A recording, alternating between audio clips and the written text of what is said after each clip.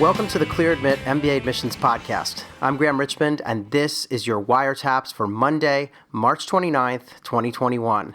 I'm joined by Alex Brown from Cornwall, England. Alex, how are things this week? Very good, thank you, Graham. I know you're basking in the afterglow of our Clubhouse event. It was our first ever event over on the Clubhouse app where we talked to MBA admissions. How did you think that went? Well, it was fun. I really enjoyed it. Like you say, this is the first time we've done this. So I felt at the beginning maybe we were a bit stilted in our conversation, a little bit too deliberate maybe in terms of how we talk about stuff.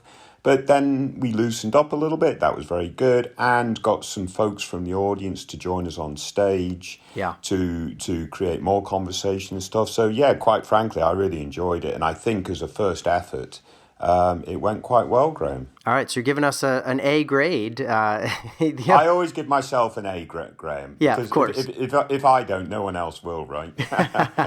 But, last week, as if, starting our own Clubhouse club and doing our first event over there wasn't enough. Last week was busy. I mean, we had admissions decisions coming right and left. Wharton and Kellogg were two of the big names, but there were others too. Do you want to give a quick recap? And I also believe, if memory serves, that there are a couple of really big decisions coming this week too for round two. Yeah. I mean, we are in the very thick of decision weeks. The busiest time of the season on our website for sure, on Livewire. So last week, Kellogg, Haas, Anderson, several other programs releasing their decisions. Of course, Wharton. And Wharton changed their process a little bit this season for round two, which I thought was very smart on their part, releasing all the decisions at the same time.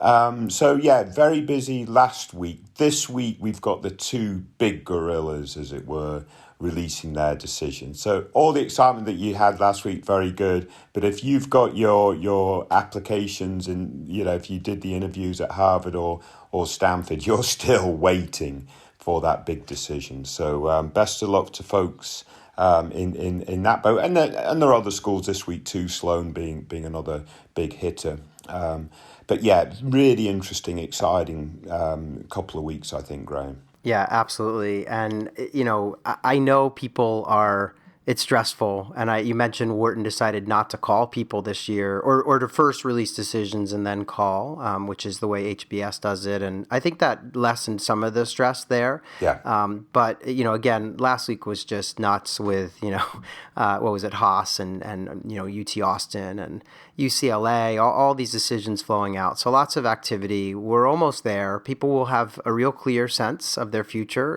in the coming days, although, as we've seen, there are a lot of waitlisters out there too, and that's always a tough spot to be in. We actually spent quite a bit of time on Clubhouse talking about waitlist stuff, so I'll spare everyone here.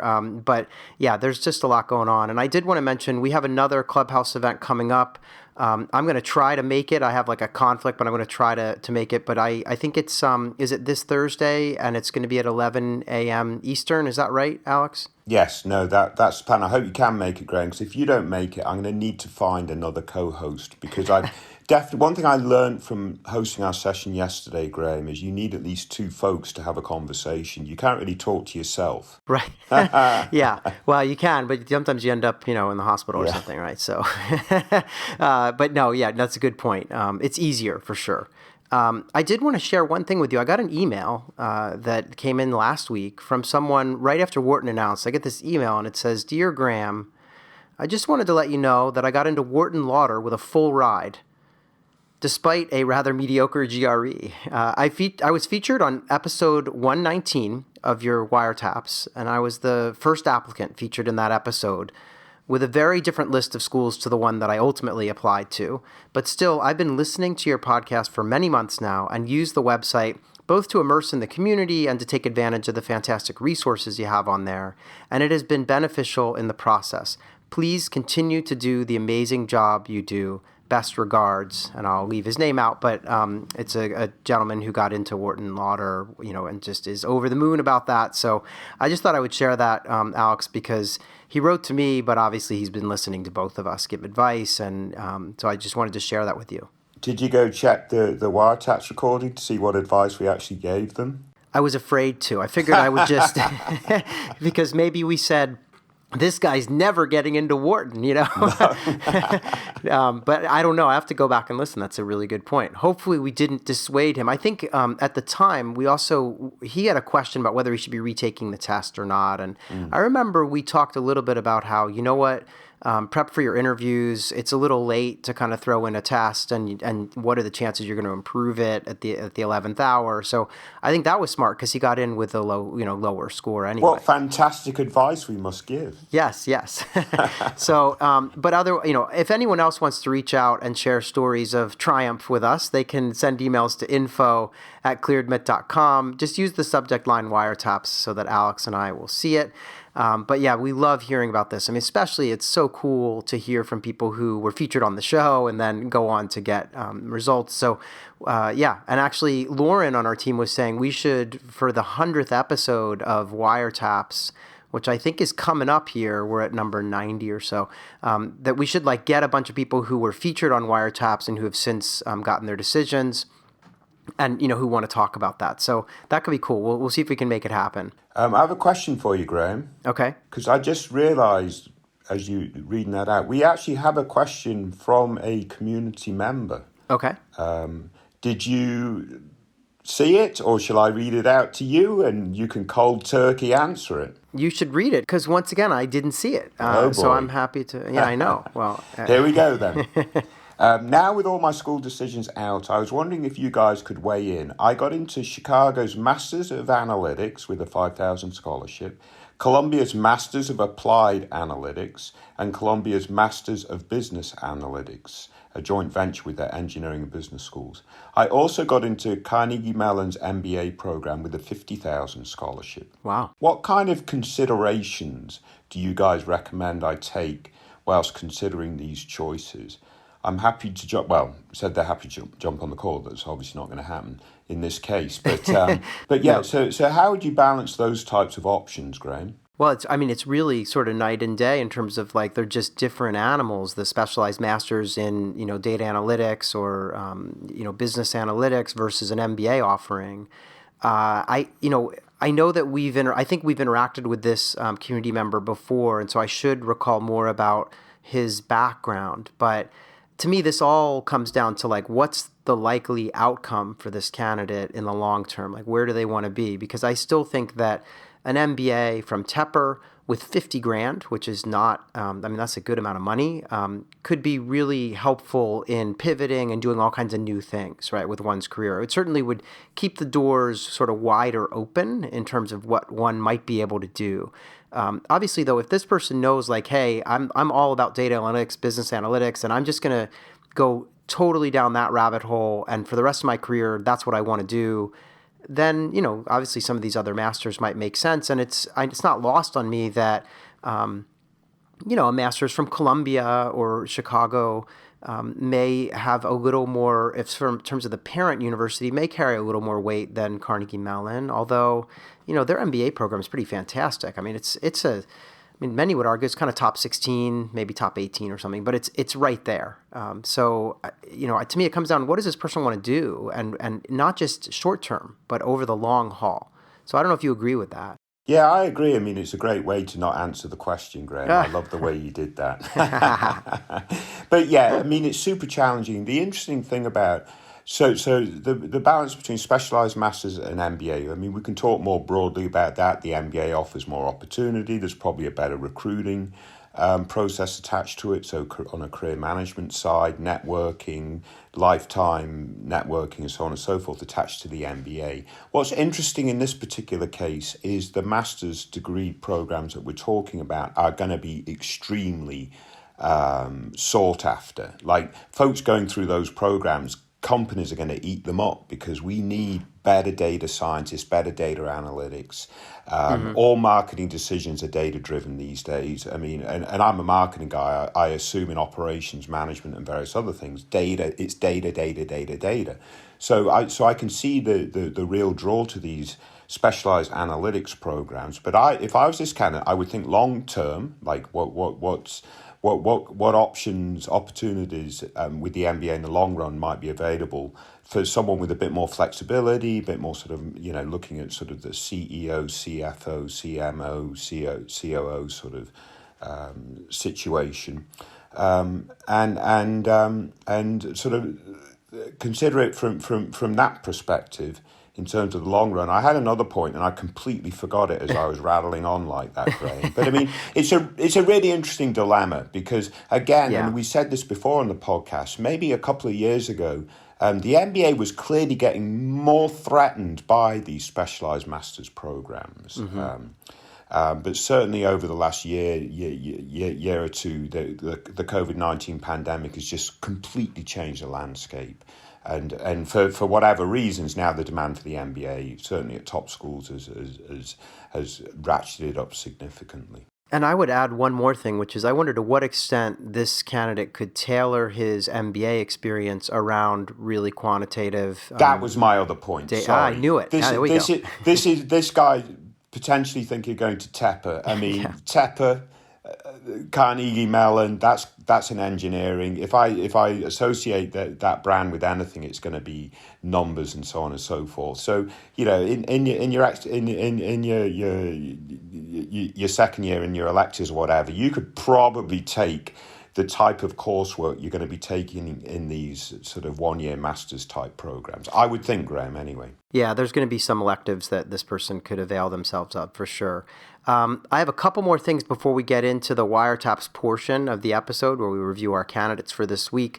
But the first one is that we're actually doing some research. Alex Kelly on our team is our research guru. And so she's running a research project where she's trying to find some MBA applicants who might want to actually get on the phone with her and talk about the research process and how they kind of went about deciding where to apply and stuff. And so if you're interested in that, you can go to bit.ly/CA research interest, all lowercase. And just head over there. I believe that if you're selected, there's even like a gift card for participating in the interview. So check that out. There's also a post on our website about it.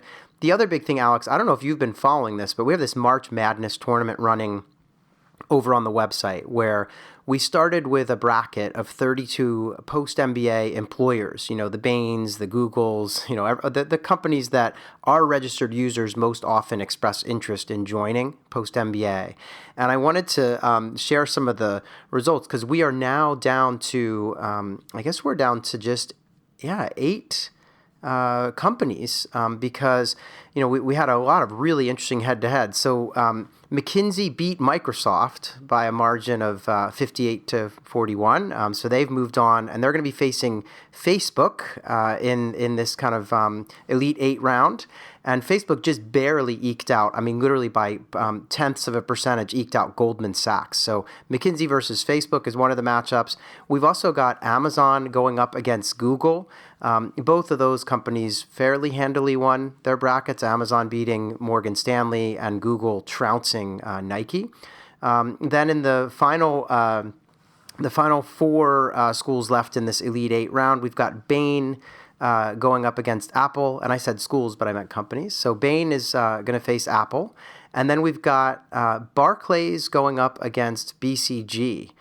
So Barclays is a bit of a dark horse here, but it's going to be fascinating to see how this all kind of plays out. Obviously, the results are really based on everyone voting on the site, and I believe that the final 4 are not going to be unveiled until Wednesday of this week. So you still have time to vote if you really feel strongly about Bain versus Apple or Barclays versus BCG, Amazon versus Google. It's going to be really interesting to see how this plays out. A lot of fun, and I'm not gonna predict, but it should be interesting. Now, super interesting, and quite frankly, and I this is an off-the-cuff remark, but Goldman Sachs has been getting bad press in this country lately for their making their analysts work 95 or 100 hours a week. So maybe that's what... maybe some of those folks have been voting them out. Yeah, although I got to say, Facebook hasn't exactly been the media starlet either. And so that's why those two, they literally went like 50-50. And Facebook just barely passed in. So I expect McKinsey will beat Facebook, but we shall see. The one I'm watching very carefully is Amazon up against Google. That'll be really fascinating to see what happens there. But that's happening over on the website, so check it out. Other than that, Alex, I'm ready to get into our candidates for this week if you are. Yep, let's kick on. All right, so this is Wiretap's candidate number 1. So this first candidate is applying to 8 business schools. This is an ApplyWire entry, and the person indicated Berkeley, Cornell, Dartmouth, Fuqua, Michigan, MIT, Kellogg, and Darden as targets. They're not going to start school until the fall of 2022, so this is kind of an early bird. They've been working as a supply chain manager, and they want to pivot over into consulting or maybe tech after business school. They've got companies like Bain, Booz Allen, BCG, McKinsey on the radar, so it seems like consulting is kind of leading the way in terms of their goals. GMAT score is a 700, GPA 3.2, and they have 4 years of work experience. They're located in Brazil, and they want to land in the U.S. after business school. So, Alex, what do you make of this candidate? Because for me, one of the things that jumps out is, are the numbers strong enough? But, they're applying from Brazil. They did offer some additional insights on their profile and the notes about, attending a really good school there. So what's your take on this candidate?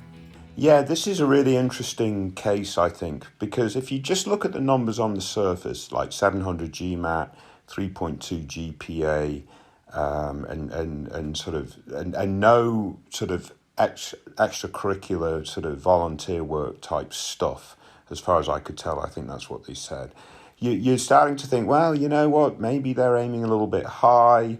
It's going to be a little tricky for them. But they're coming from Latin America. We know there's not the same testing culture in Latin America as there are in other parts of the world. Mm-hmm. So actually that 700 GMAT's probably not too shabby coming out of that region. And the 3.2 GPA, that's actually a top 30. They finished top 30 of their class, top 30%. So maybe that GPA, again, doesn't have the same sort of level of grade inflation as perhaps GPAs do in the US. And this sort of, they've obviously been very successful at work, or it appears that they've had high level of sort of progress at work. So you can look at that progression and trending, that's very good. As well as impact at work. So you start piecing all this stuff together and so forth. And one of the reasons why I wanted to select this candidate is, people from different parts of the world, different cultural contexts, the lens is a little bit different in terms of how AdCom is going to look at them. Right. I reckon, actually, this is a pretty strong candidate. If they really execute well on their applications, and if they really truly do have that very good, progressive, impactful set of work experience that's really well backed up by their recommenders. That's basically my summary in a nutshell. And they suggested that maybe, because MIT's on the list, maybe that's a reach a bit too far for them. I don't think so. Yeah. Absolutely include the reach, because you just don't know. Yeah. One thing that struck me is if you pull, Kellogg and MIT off the list, all the others are right in the same kind of domain pretty much. They're all part of that kind of, next 7 schools or whatever that make up the top 16 after the M7, or, it's sort of in that ballpark, right? So I agree with you. I could not agree more that 700 out of Brazil might be okay. The 3.2 as well, given that they're, in the top third of their class, and that they went to the number 1 ranked university in Latin America, apparently. And so I feel like there's a chance, and that they should apply to, at least one M7, maybe 2, and spread things around. I was drawn to the fact that they mentioned that they've been working as a supply chain manager leading up to 90 employees. I mean, that is not something you see every day in the applicant pool in terms of, having people that you're managing. I mean, often you hear about the McKinsey person who's like, oh, I had to manage a couple of, junior staff on a project or something. Like, it's nothing like that. So I like this candidate. I think they maybe don't want to apply to so many schools. And I think, I would pick sort of like maybe 5 or 6 and keep the focus for round 1, try to get them in early and go after a couple of top schools. My one question for you is, do they have a true safety on this list, or are you concerned that maybe they need to add, something a little further afield too in order to be assured of getting in somewhere? Or would you just have them wait and go hard round 1 and see what comes back? I think go into round 1, and I don't think there shouldn't be it shouldn't be necessary to have schools in the next tier down at this point. And certainly with a candidate like this, if they apply in round 1 or round 2, I don't think they're going to be discriminated against in round 2 in terms of coming from an overpopulated applicant pool. So let's say they did apply in round 1 and they did blank and they do need a safety. I think they can apply to those safeties in round 2 if they need them. I don't think they will, quite frankly, Graham. I think the top 16 caliber programs that they've selected should be well within their reach, and I further encourage them to focus a little bit more on that M7 category. Okay. But I think, like you say, managing a lot of people like that's pretty impressive. I don't know if I could handle that.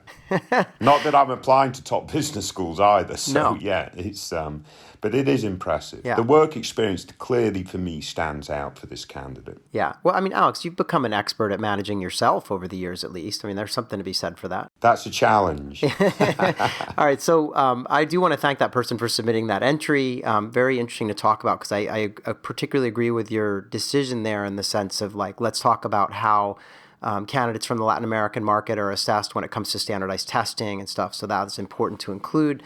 Let's move on and talk about Wiretap's candidate number 2. So this is another ApplyWire entry that we received, and this candidate is actually applying right now and hoping to start in the fall. And they have applied to Cambridge, ESADE, HEC, IE Business School, IESE, London Business School, and Oxford. Kind of a virtual who's who of leading MBA programs in Europe.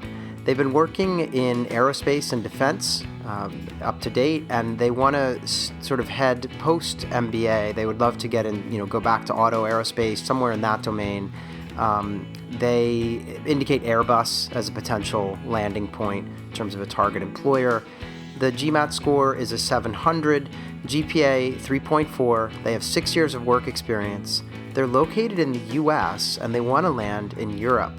And they mention in the note that they have 6 years of progressive leadership experience in aerospace and aviation, and that they want to get into business development in aviation in Europe post-MBA.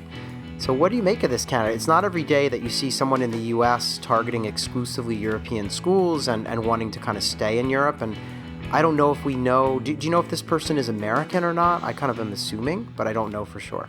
Yeah, I don't know that we know that.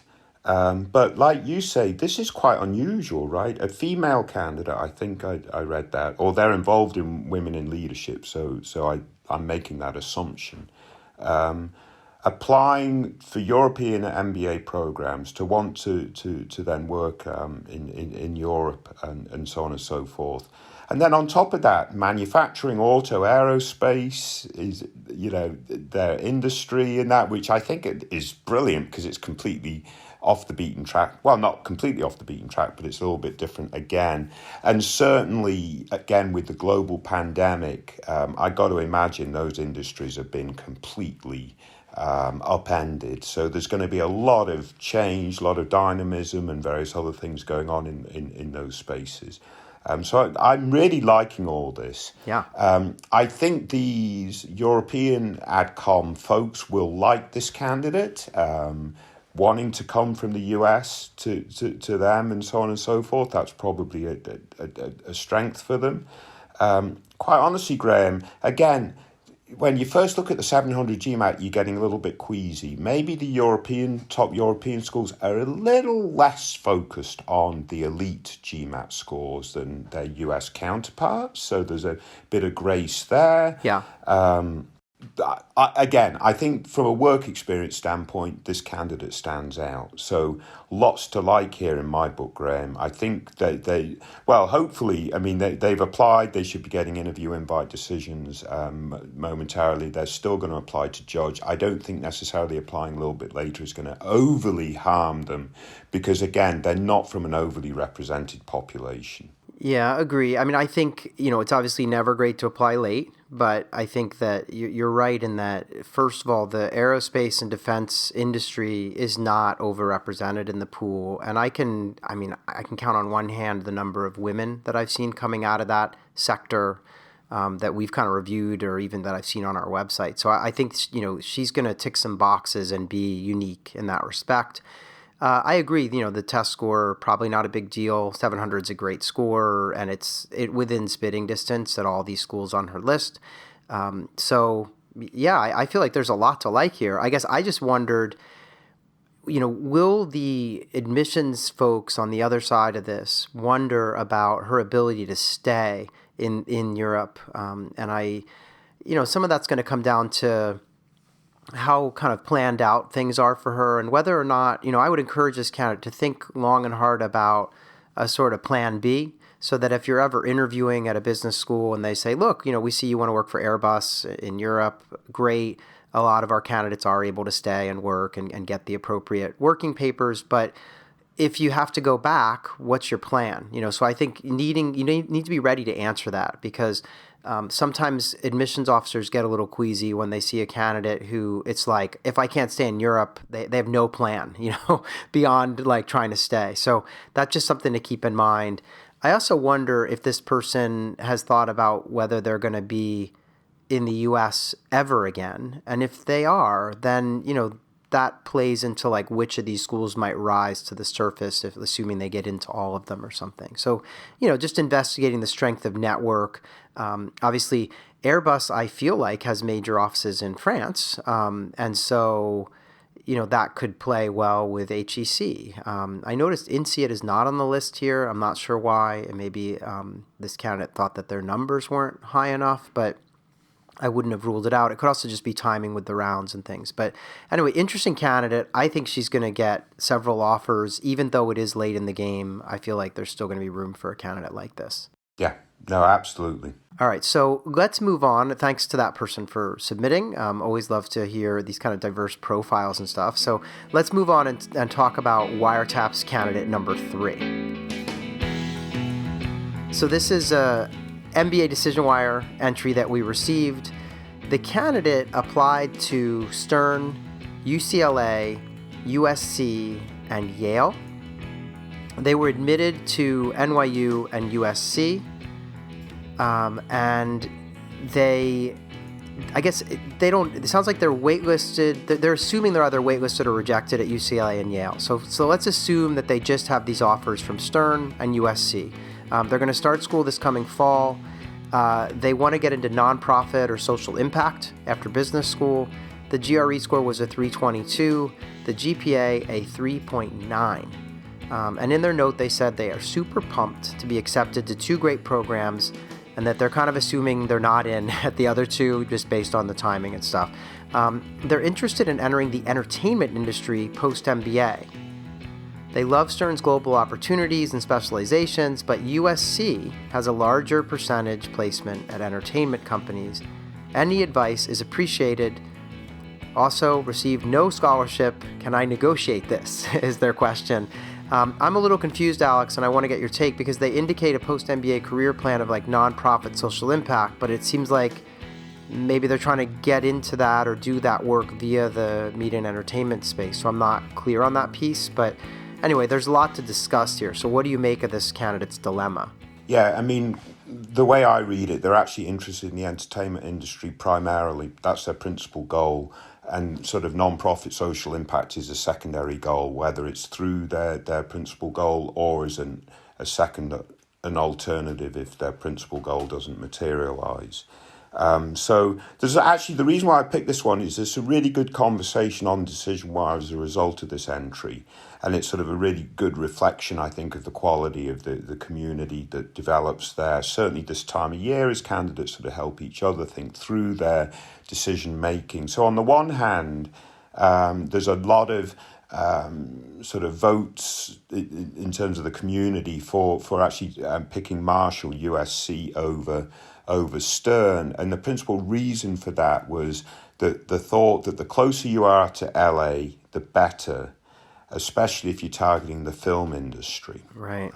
So if they're targeting the entertainment industry, and if they're particularly interested in film, then the general consensus was you've got to go to USC in this case. But then it was revealed actually it's the music industry that they're more particularly keen on. So that sort of makes the geography, whether it should be New York or LA, a little bit less sort of solely focused, I guess, on LA.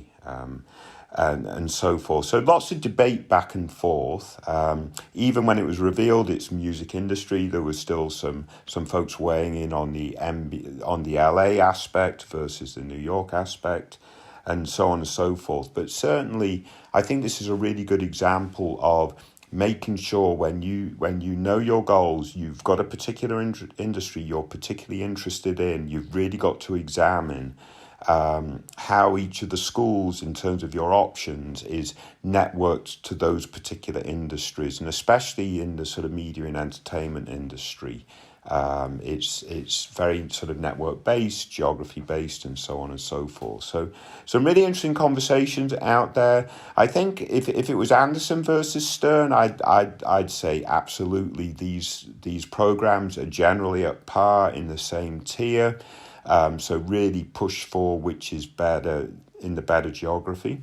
USC versus Stern, I would argue that Stern's actually in a higher tier than USC more generally.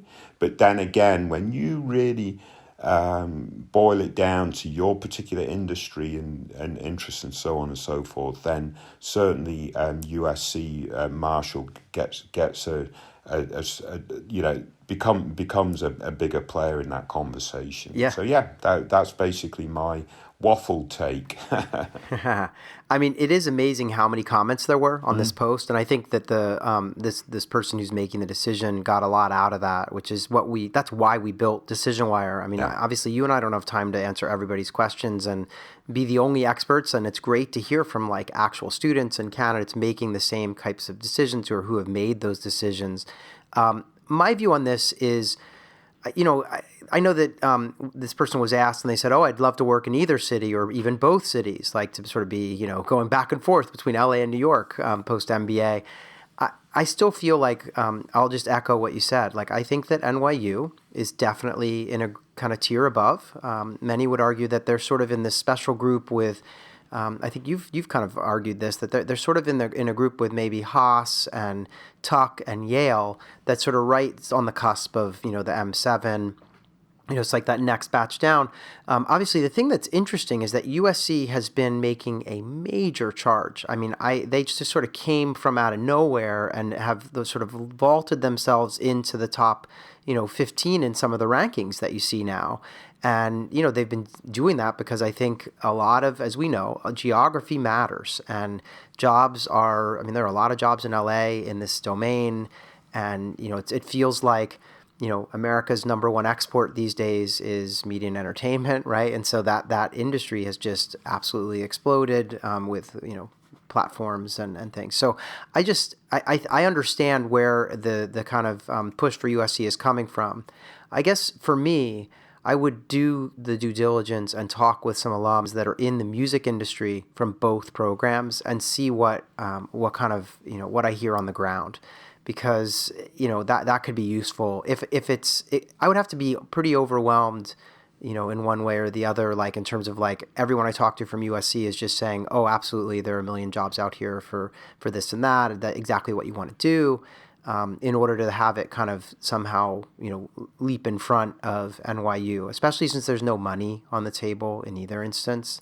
What did you think about that, by the way, the whole money thing? Can one ask for scholarship even if none has been offered? Yeah, I think it's very hard if you don't have an offer to sort of weigh it against. And I think you're basically saying Stern over Marshall. A little bit. If I could Yeah. summarize that. And obviously, Graham, you're from the music industry, so you do have that insight. Even though you chose to go to Wharton and chose a career outside of the industry in which you did participate. So yeah, no, very good. Yeah, I chose the don't make your passion your job kind of thing, this idea, which, may or may not have been the right choice. I don't know. But I ended up discovering a new passion with higher ed. So, but in any event, yeah, this is a tough dilemma. I kind of lean NYU, but that's my point of view. And I really welcome all that conversation that took place on the site. Super useful. Alex, we've done it again. I know you've got to run somewhere, so we've just gotten in under the wire in terms of getting you off to your next meeting. But thanks for for picking out these wiretaps posts as always. And yeah, everyone, thanks for listening. Please remember to rate and review this podcast and tell at least one friend that you love the show so that we can get other people listening as well. Thanks again, Alex, and I guess we'll see you in 1 week's time. Brilliant. Thanks a lot, Graham. Stay safe, everyone. Good luck.